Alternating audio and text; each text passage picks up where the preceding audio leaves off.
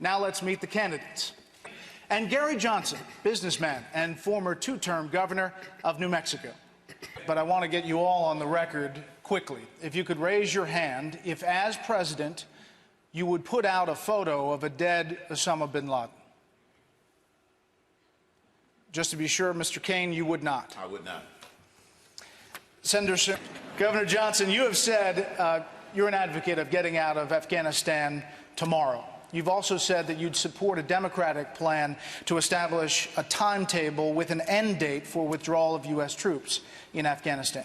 Are you worried at all about providing a specific end date, and that possibly would enable the Taliban to move in the day after the U.S. troops left? Well, first of all, I'm not in favor of a timetable. I'm in belief that that timetable should be tomorrow, and I realize that tomorrow may involve several months.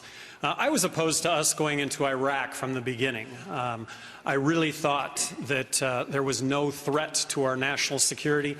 I really thought that if we went into Iraq, we would find ourselves in a civil war to which there would be no end. And I thought we had the military surveillance capability to see Iraq roll out any weapons of mass destruction, and if they would have done that, we could have gone in and dealt with that.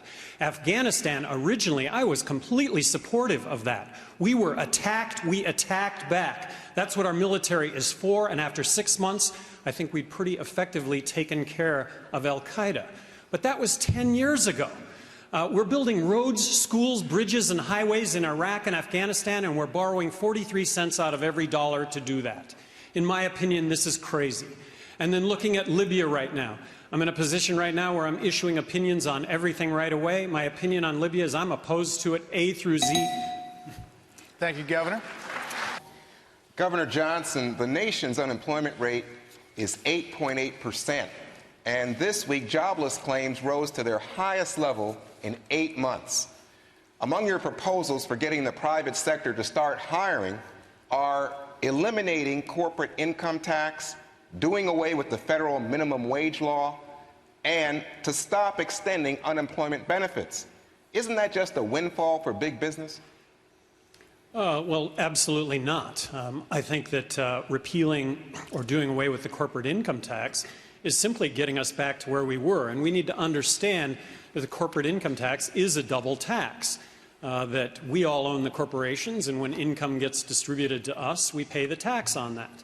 So we have the highest corporate income tax in the world right now. Let's abolish it. Let's make it the way that it was to begin with, and that will literally create tens of millions of jobs overnight, because this country will be the only place to establish, grow, build, nurture business. Why won't that happen? And then with regard to unemployment benefits, I'm in the camp, Juan, that believes that we as individuals, we need a help. We need a bit of help. So government helps out, but at the point at which it runs out, that's when we really deal with the problems that we have. And as individuals, that's when we deal with those problems. So does government actually perhaps make the problem worse as opposed to better by having a finite amount of time that you would receive unemployment benefits? Raise your hand if you would support a resumption of waterboarding under any circumstances. Under certain circumstances or any yes, circumstances? Under certain circumstances. Certain or any? Under any circumstances that you could imagine, not all. Sure, I'll do it.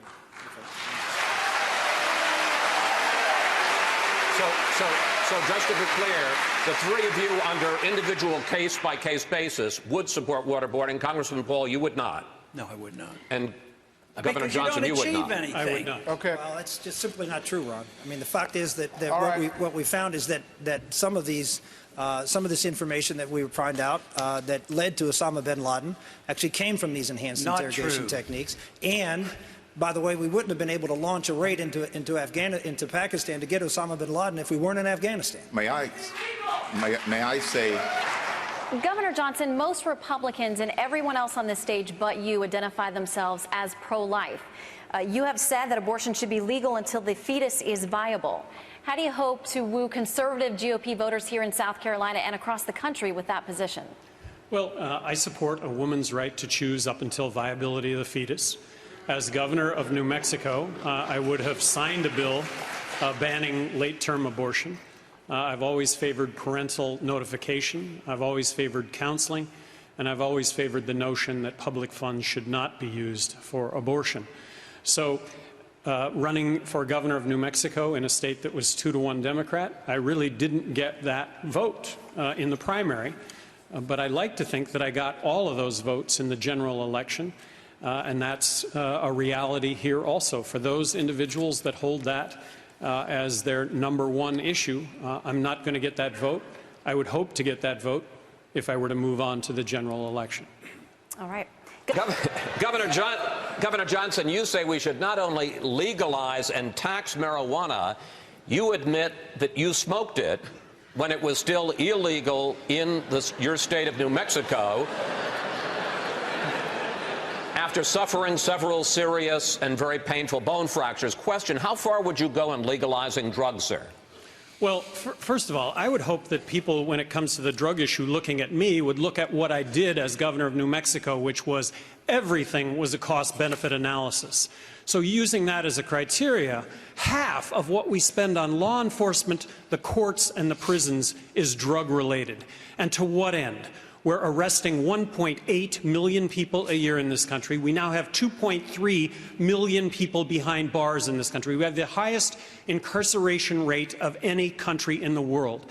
I would ask people to look at this issue, see if they don't come to the same conclusion that I did, and that is that 90% of the drug problem is prohibition-related, not use-related. That's not to discount the problems with use and abuse, but that ought to be the focus. So I advocate legalizing marijuana. Control it, regulate it, tax it. It'll never be legal for kids to smoke pot or buy pot. It'll never be legal to smoke pot or do harm to others. When it comes to all other drugs, I advocate harm reduction strategies, which is simply looking at the drug problem first as a health issue rather than a criminal justice issue.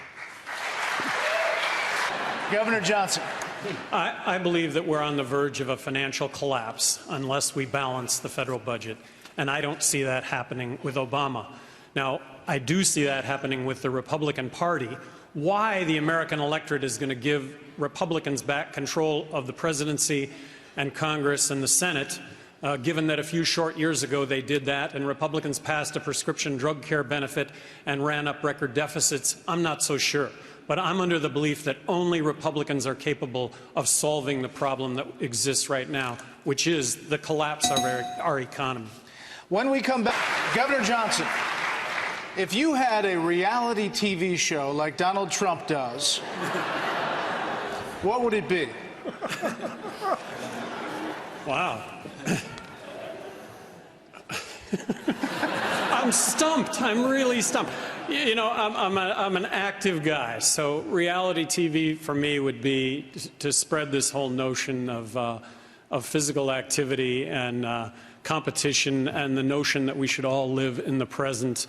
I don't think it would be Donald Trump's show. I don't think it would be Sarah Palin's show either, crawling on her hands and knees up the ice fall in Alaska, but You mentioned... Wow, I'm just totally stumped. I understand, and that's fair. You mentioned that you like to work out. We understand you've run 30 marathons. I've run 30 marathons. What are in my you lifetime. running away from?